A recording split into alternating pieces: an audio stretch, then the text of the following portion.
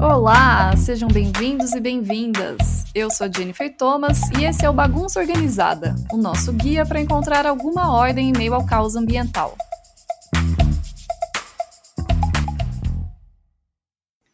Quando você bebe um copo de água, escreve em um caderno, toma um remédio para a febre ou constrói uma casa, você depende, direta ou indiretamente, das florestas.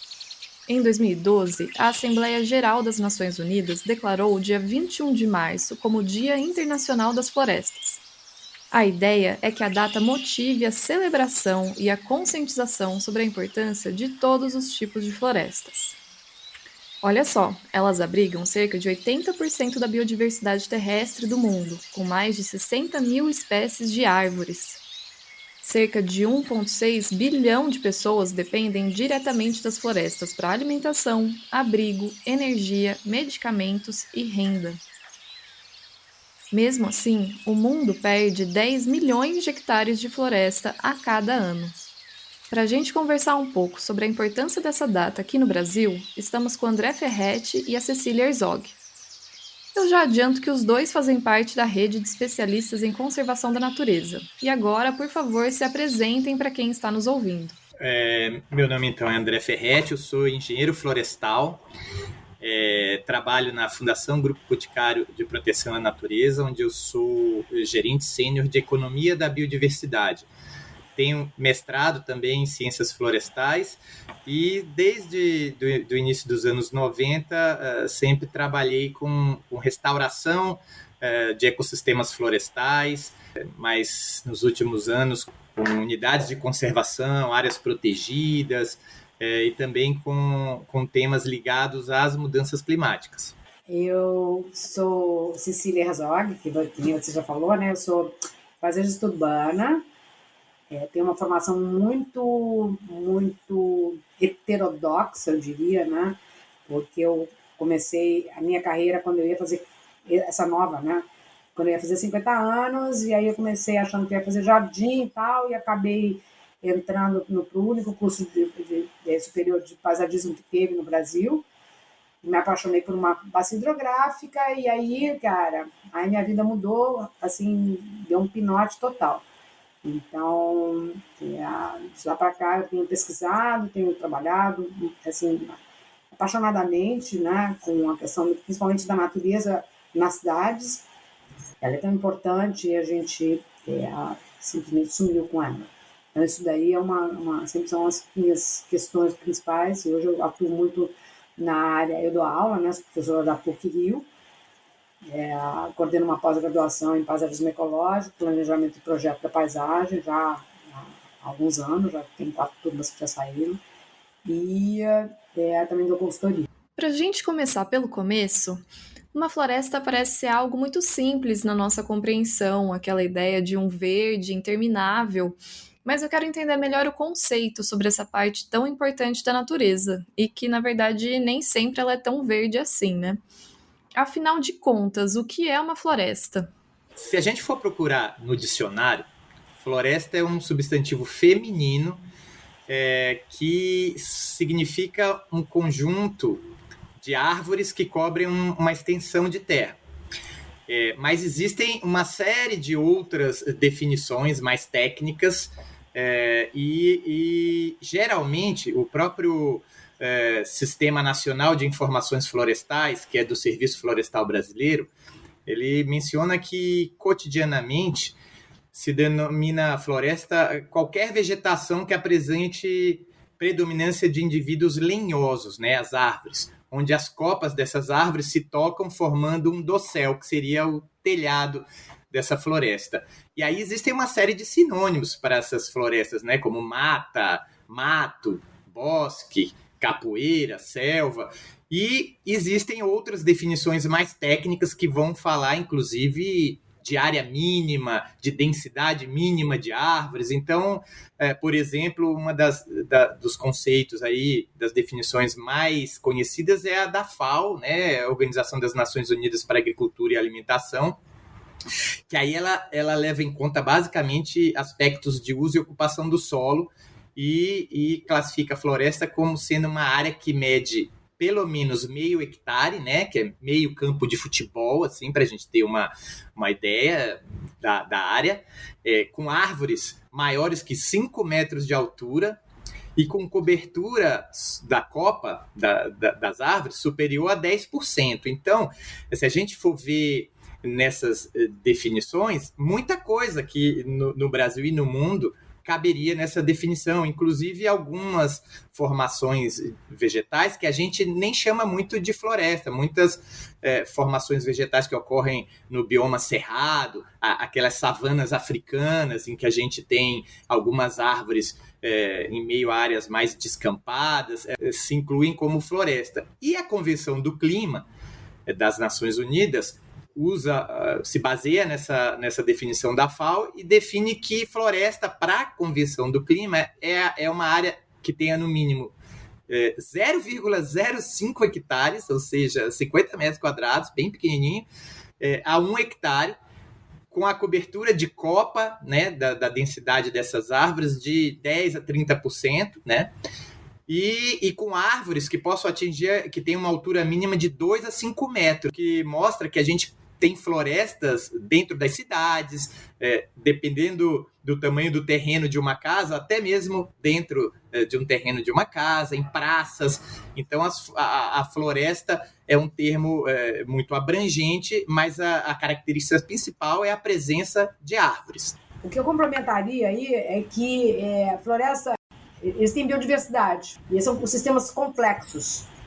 Não são sistemas simples, né? Assim, onde você tem uma espécie de árvore e não tem a biodiversidade que um ecossistema deveria ter, né? Assim, um ecossistema mais saudável, né? Não, você tem que ter os estratos, né? Eu acho que, na verdade, você é considerado floresta mesmo quando você tem o estrato, o subbosque, que chama, né? Onde você tem arbustivas e herbáceas. E você tem uma microbiota no solo que faz com que esse solo seja, você tem vivo mesmo, né? Então, às vezes você vê aquelas árvores assim plantadas em gramados, né? E na cidade, a árvore toda definhada, né? Toda assim, ela não cresce, mas não cresce porque não tem solo, né? E ela não tem a conformação, né? Das companheiras de vida dela, e onde também vai ter uma fauna associada, fauna, avifauna, os insetos, né? Toda a vida animal, né? Os micróbios, enfim, as bactérias, isso tudo compõe, fazem com que isso seja extremamente complexo. Então, a destruição de uma floresta madura já, assim, absolutamente, assim, vai levar muito tempo para recuperar a funcionalidade dela. Como elas são dentro das cidades? Nós temos florestas urbanas? Alguma cidade se destaca por essa característica? Tem florestas famosas aí em algumas cidades, né, como a Floresta da Tijuca, no Rio de Janeiro. A gente tem o Central Park, em Nova York, o Parque do Ibirapuera, em São Paulo. Eu estou em Curitiba, aqui nós temos vários parques, é uma das cidades que tem mais parques urbanos, e, por exemplo, a gente tem o Parque do Barigui, que é o maior aqui dos parques mais urbanizados aqui da cidade.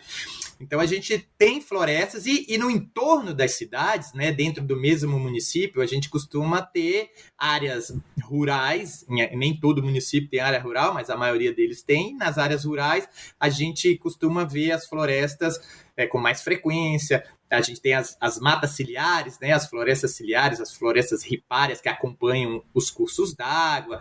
E aí nós temos diversas formações florestais que podem estar dentro das cidades. Se a gente for lembrar aqui, dentro do Brasil, a gente tem diversas classificações de floresta, né? Como as florestas ombrófilas densa, que é o caso da Mata Atlântica e da Amazônia, são dois tipos de floresta ombrófila densa. A gente tem a floresta ombrófila mista, que é a floresta com araucária, muito comum aqui na região sul, a floresta estacional semidecidual. Nós temos também as savanas, né? As diversas savanas, como o Cerradão, o campo cerrado. A caatinga arbórea é um tipo de savana estéptica que a gente chama. Algumas vegetações como mangue, florestas num conceito amplo, como alguns reflorestamentos, sejam elas com espécies nativas ou exóticas, que são chamados por algumas pessoas também de florestas, sendo que tem gente que classifica mais o termo floresta, diferenciando de uma plantação de árvore, aquela floresta, como a Cecília bem disse, que está dentro de um ecossistema nativo, em bom funcionamento, que tem toda essa interação entre plantas e animais, que são os animais e também os micro-organismos. Dentro de uma cidade, a gente tem, às vezes, até em determinados quintais, em algumas praças, dependendo do tamanho, a gente consegue ter alguns fragmentos florestais. Agora, para que essa floresta seja viável a longo prazo, ela precisa estar conectada com outras áreas de floresta, trocando genes, trocando pólen, trocando um fluxo gênico aqui que permita que essa população de plantas e animais consiga sobreviver no longo prazo. A definição de floresta urbana, quando você começa a estudar sobre cidades, é o somatório do dossel de arborização que tem nessa cidade, né? Então, pode estar em ruas, pode estar em quintais, pode estar nos parques, pode estar nas praças. Então, o que nós transformamos a cidade, né, tão processada, a floresta urbana é esse somatório, né, de árvores. Então, quanto mais árvores a cidade tem, certamente melhor qualidade de vida ela vai oferecer. Né? Isso é certo, porque os bairros mais arborizados são os bairros mais valorizados. Né? E os bairros menos valorizados são os que são mais selados. Todo mundo quer uma vista verde, ou uma vista da praia, por exemplo. Né? Por isso que vale mais os imóveis e tal. E porque oferece mesmo, né, muitos serviços ecossistêmicos. Né? Eu acho que muitos benefícios. Serviços ecossistêmicos são os benefícios que a natureza, né, a biodiversidade nos oferece gratuitamente. Né? Puxando por esse gancho sobre os serviços e as funções que elas prestam, nesse começo de 2022, nós fomos bombardeados por notícias sobre enchentes e deslizamentos. O que as florestas e a cobertura vegetal têm a ver com esse tipo de problema? Bom, a cobertura do solo ela vai ser determinante em casos como esse de eventos climáticos extremos, nas consequências, seja um evento causado aí por excesso de chuva ou mesmo por falta de chuva, e também outros eventos como alguns vendavais e tudo mais. Se a região tem uma boa cobertura do solo ainda com vegetação nativa, ela vai ter menos impacto desses eventos climáticos extremos. E tem alguns fatores que vão influenciar na dinâmica desses eventos e nos impactos que eles podem gerar para as pessoas que vivem ali, como a declividade do solo, né? Se é um terreno mais plano ou mais íngreme, o tipo de solo, a densidade de rios e lagos e cursos d'água, ou a proximidade com o mar. Então, o que a gente percebe é que nas áreas que estão mais degradadas, que estão mais desprovidas desses ecossistemas, há um maior desequilíbrio. E quanto menor é esse equilíbrio dos ecossistemas, mais impacto essa população que vive ali, essas comunidades vão sofrer. Você vai ter menos capacidade do ecossistema absorver alguns excessos, né, alguns excedentes de água, por exemplo, porque você vai ter mais dificuldade com infiltração dessa água no solo. Então, nas áreas que você tem solo exposto, você vai ter mais carreamento de solo, erosão, a água da chuva batendo diretamente no solo exposto, ela vai compactando esse solo e vai diminuindo cada vez mais a capacidade desse solo absorver a água. Essa água escorre, sai levando o que tem pela frente e vai se acumular nos lugares mais baixos, alagando muitas dessas áreas. Se a gente pensar no que aconteceu em Petrópolis, que é uma região mais declivosa, a gente também tem muito da ocupação de áreas de risco.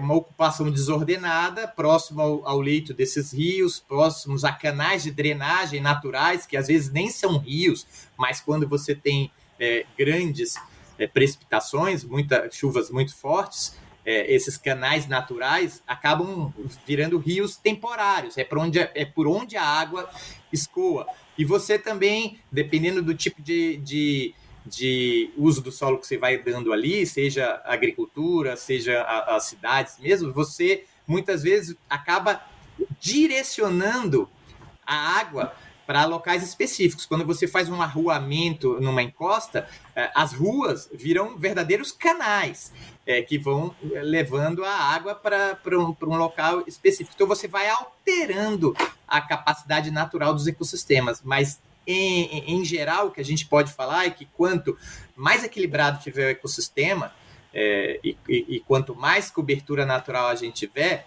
menores devem ser esses impactos. A importância da floresta, né, urbana, ela está completamente conectada com a questão dos rios urbanos, né?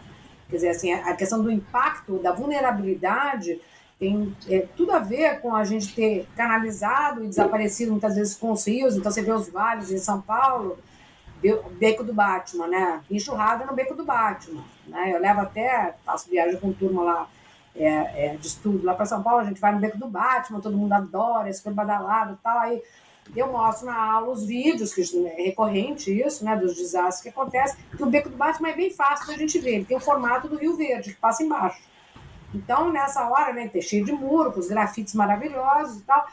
Quando chove, é um desastre, porque ali dá para ver perfeitamente que tem um rio embaixo. Em outros lugares você nem sabe que tem um rio embaixo. As pessoas acham que a água saiu não sei de onde, né? A maneira como também foi sendo urbanizado não deixou espaço para que a água fosse se acomodando, né? Para que a água possa parar no meio do caminho. Os wetlands, as áreas alagáveis, que são parte dos ecossistemas que compõem o rio na natureza, eles foram aterrados para a gente construir. Tem que devolver espaço para a natureza, né? Porque senão a gente vai perder sempre. Curitiba, por exemplo, é uma cidade que é exemplar porque ela tem um trabalho com o Rio Barigui, que é antigo, né? Aquele Parque Barigui que você mencionou, André, ele foi feito para acomodar água de chuva para que a água não entrasse e ele já deve ter 50 anos, sei lá quanto. Sim, ele é de 72, fez 50 anos agora. 50 anos, né? Então, não é uma coisa nova, uma solução baseada na natureza que não existia, não. Isso aí existe no século XIX. Tem projeto lá em Boston que foi feito pelo Olmsted, que é o pai do paisagismo, né? Para recuperar Boston, que era uma cidade degradada demais, era a cidade mais degradada porque era a mais industrializada dos Estados Unidos. E ele fez o colar de esmeraldas que está lá até hoje. Tem 122 anos que foi inaugurado. O Franklin Park, o Jardim Botânico, tem o Jamaica, o Lago Jamaica no meio do rio, né, que chama Muddy River, né, o rio Muddy, né, que é o rio barrento, justamente para coletar a água dessas áreas impermeáveis. E ali você tem um ecossistema que vai começando a se estabelecer, que é conhecido como novo ecossistema, né? São novos ecossistemas que são criados na cidade, que a gente tem, como a gente estragou, né? A gente tem total condição de regenerar, né? As funções, assim, para melhorar a qualidade de vida, né? Para a gente perder menos para a natureza, né? A gente conviver melhor com ela. Né? Então a gente precisa reaprender isso. Até o nome do meu livro é esse, né? Cidades para Todos e Aprendendo a Conviver com a Natureza. Tem um livro que eu escrevi que é esse o nome. Pela perspectiva de quem vive em São Paulo, uma cidade muito urbana, às vezes a gente sente que a gente precisa sair da cidade para entrar em contato com o mato ou com a natureza. Mas, na verdade, não é bem assim. O verde também está na cidade. Que a gente tem as 3 maiores florestas urbanas do mundo no Brasil. 2 no Rio de Janeiro e 1 em São Paulo. Em São Paulo é o Parque Estadual da Cantareira, que tem 8.000 hectares. É considerado uma floresta urbana e está entre as 3 maiores do mundo. E temos no Rio de Janeiro a Floresta da Tijuca, que tem uns 4.200 hectares, que inclusive foi a primeira restauração registrada no Brasil, né? Lá por 1860 e pouco, o imperador ordenou ali que fosse restaurado, foram plantados mais de 100 mil árvores em mais de 10 anos ali, justamente por conta de proteger os mananciais da cidade e tudo mais. E temos o Parque Estadual da Pedra Branca, no Rio de Janeiro, que tem 12.500 hectares também. Então, essas são consideradas as 3 maiores florestas urbanas do mundo. Até aqui, a gente falou um pouco sobre os problemas causados pela falta de vegetação e os benefícios para as cidades quando elas têm cobertura vegetal. De uma forma geral, a gente pode dizer que as nossas cidades são sustentáveis? Não. Não são nada sustentáveis, elas são lineares. Elas demandam uma quantidade gigantesca de energia e matéria para que elas funcionem, e depois elas descartam enlouquecidamente, quer dizer, tem poluição do ar, da água, do solo, assim, sonora, né? A gente luminosa, né? A gente impacta de noite, né? Aquela luz toda virada para cima. As pessoas não sabem mais o que é Via Láctea, ninguém conhece Via Láctea que mora na cidade, porque não enxerga, né? Tem muita luz. Então você não... para a cidade ser sustentável, para ela ter se encaminhar para uma sustentabilidade, porque as nossas cidades são extremamente grandes, mesmo cidades menores, é difícil ela ser sustentável, né? Ela conseguir depender dela mesma para se sustentar, né? Alimento, água, muitas coisas vêm de fora, né? Mesmo que você procure ir fechando esses ciclos, mas hoje está tudo muito globalizado. Não tem uma coisa aqui na minha frente que seja portuguesa, provavelmente, né? Tudo veio de algum lugar. E as coisas que eu trouxe do Brasil vieram de outros lugares também, né? Então, assim, a gente, para ela ser sustentável, ela tem que fechar os seus ciclos, né? Igual os ecossistemas, né? Eles têm os seus ciclos com as suas dinâmicas acontecendo, de forma que o passarinho que faz a casa, ele vai lá pegar na natureza, né, para fazer o seu ninho, e depois esse ninho, depois que os filhotinhos crescerem, ele volta para a natureza e composta e vira solo, enfim, né? Então tem assim, a formiga, né, tem lá a cidade que ela constrói embaixo da terra, que é totalmente simbiótica com um ecossistema saudável, né? Óbvio que se você pegar um pasto, só vai ter formiga que vai detonar tudo, então você tem assim, essa coisa assim, eu acho que é bom entender, né, que você precisa ter os ecossistemas sempre estar saudáveis, né? Então eles precisam ter biodiversidade para que eles se autoequilibrem, inclusive para produzir alimentos saudáveis também, que não sejam monocultivos, que sejam... Isso também dá para fazer na cidade, você tem como produzir alimento na cidade. Hoje tem fazenda urbana, tanto em laje quanto vertical, tem assim, vários recursos. Hoje tem meios de você ir fechando esses ciclos, geração de energia no lugar, né? Você não trazer energia de 2.000 quilômetros quando pode ser interrompido lá, porque cai um raio numa das transmissoras lá. Você tem energia em cima de casa, né? No meu sítio eu tenho isso, aí no Brasil. Eu procurei fechar todo o ciclo, então o meu sítio é o mais sustentável possível. Eu trago o sol que eu não consigo produzir para lá, né? Então, eu acho que as cidades têm, sim, condição de fazer. Agora, quanto maior a cidade, mais inchada, mais desigual, a gente está falando aí de desigualdade social gigantesca, né? A gente tem uma pirâmide pontiaguda com os pouquíssimos milionários aqui em cima e uma grande maioria, cada vez mais pobre, né? Que vive em condições muito precárias. Ninguém mora na margem de rio porque gostaria de morar na margem de rio, que vai encher a casa dela e que tem esgoto, né? Ainda tem mais essa.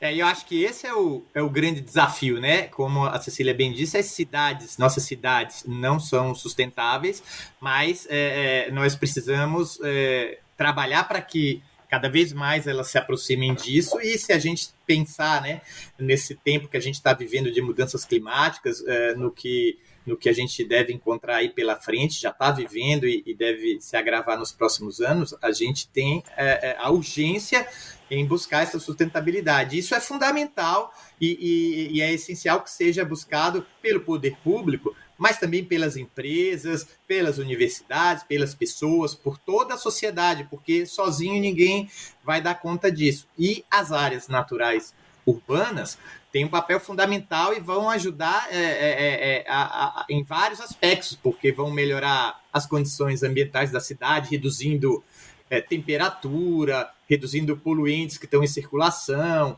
aumentando permeabilidade de solo, melhoram a saúde da população, aumentando qualidade de vida, facilitam o contato com a natureza em si, desde de pequenos animais, árvores, plantas. A cidade com mais áreas naturais vai ter uma resiliência urbana maior a eventos extremos, né? Ela vai sofrer menos impacto.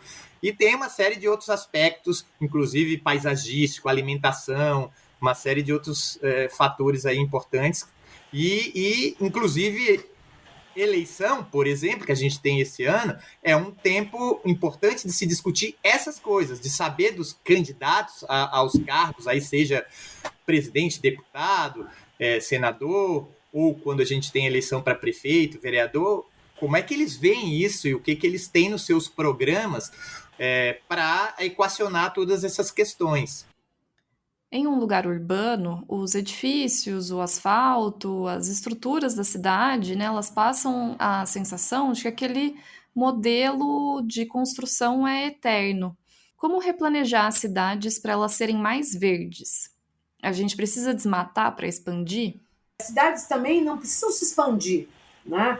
Tem muitas áreas internas que estão subutilizadas, não utilizadas, né? Tem muitos brownfields, né, que são áreas industriais abandonadas, que aqui, por exemplo, as Olimpíadas de Londres foram feitas numa área que era uma área industrial abandonada e que foi refuncionalizada, resgataram o rio, renaturalizaram o rio e tal, e fizeram um parque enorme e um novo bairro nasceu, né? Então, você acaba não precisando avançar em cima de áreas produtivas, nem de ecossistemas saudáveis, para criar mais áreas de habitação, né? Então, eu acho que... E outra falácia também é a questão da agricultura, né? Que esses monocultivos de soja, milho, eles são essenciais para a alimentação, que o Brasil é o celeiro do mundo para alimentação. Não, o Brasil é celeiro do mundo para gado, né? Produz muito alimento para gado, porque quem produz o alimento que a gente vai comprar no mercado, o orgânico e tal, é o pequeno produtor. Cara, eles não estão produzindo alimento para as pessoas, né? Eles estão produzindo alimento para o gado, que é um problema também climático, né?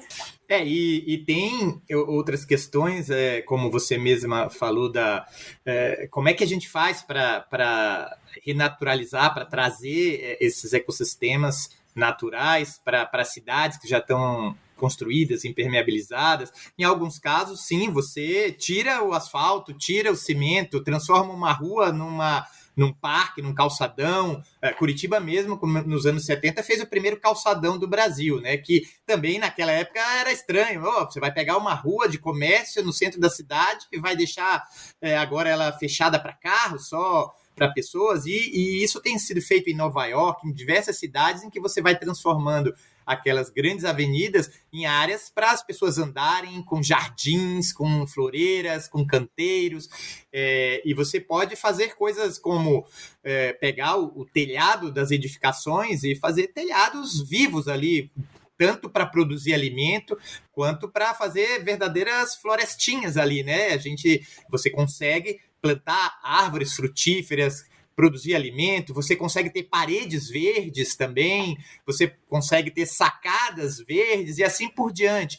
Então, há uma série de ações que você pode fazer na sua casa, no seu prédio, no seu bairro, novas praças, novos canteiros, inclusive incentivos que as políticas públicas locais podem dar para quem construir imóveis com isso, ou quem reformar imóvel. Por exemplo, se eu vou reformar um imóvel e eu conseguir desimpermeabilizar algumas áreas que estavam lá concretadas e abrir, transformá-las em canteiros, em jardins novamente, eu posso receber incentivos.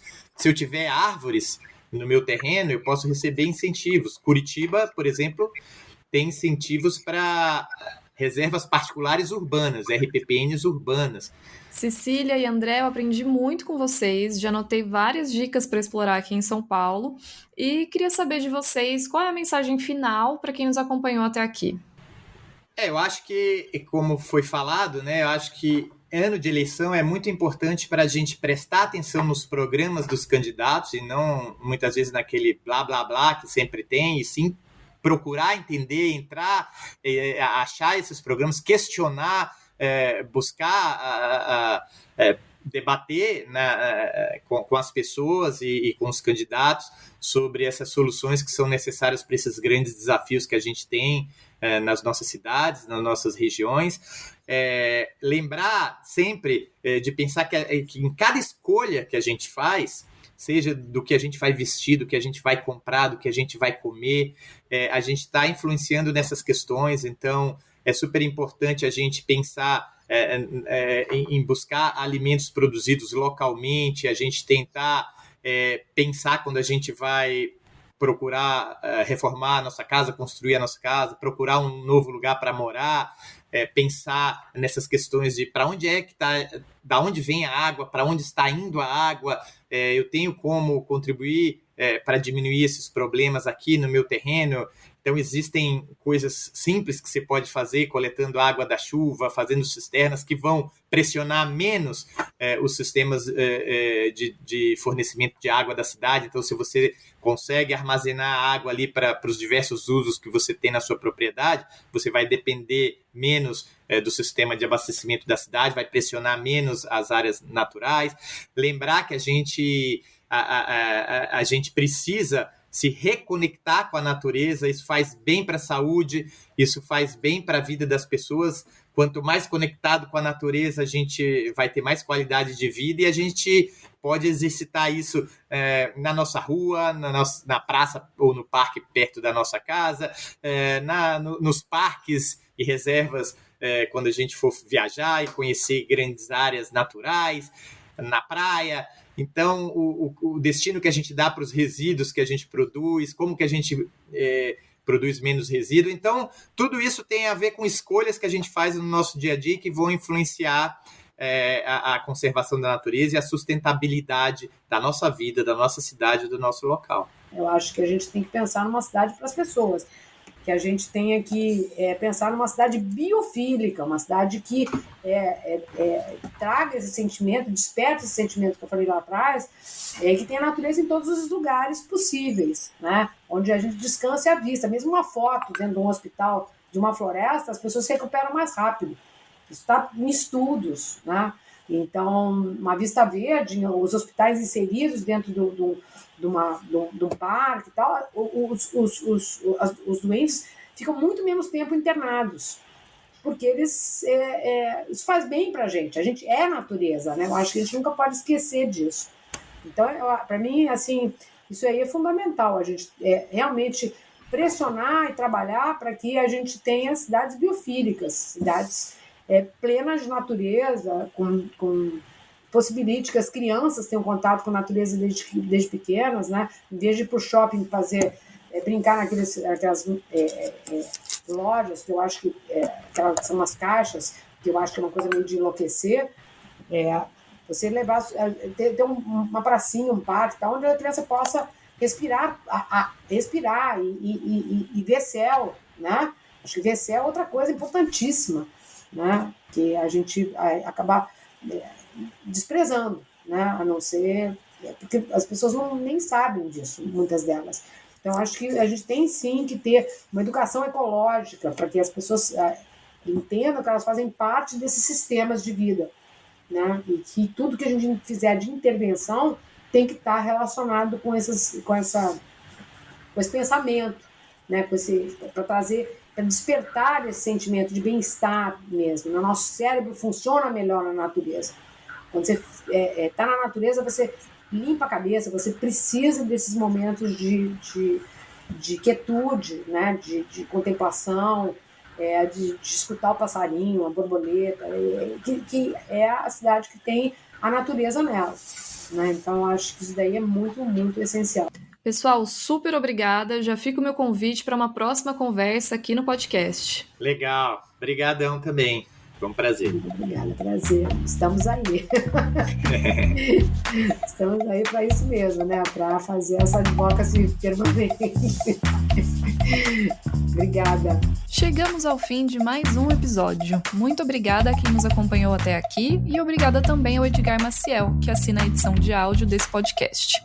Sigam o Nosso Impacto nas redes sociais e assinem o canal para ficarem ligados nos próximos episódios. Até a próxima!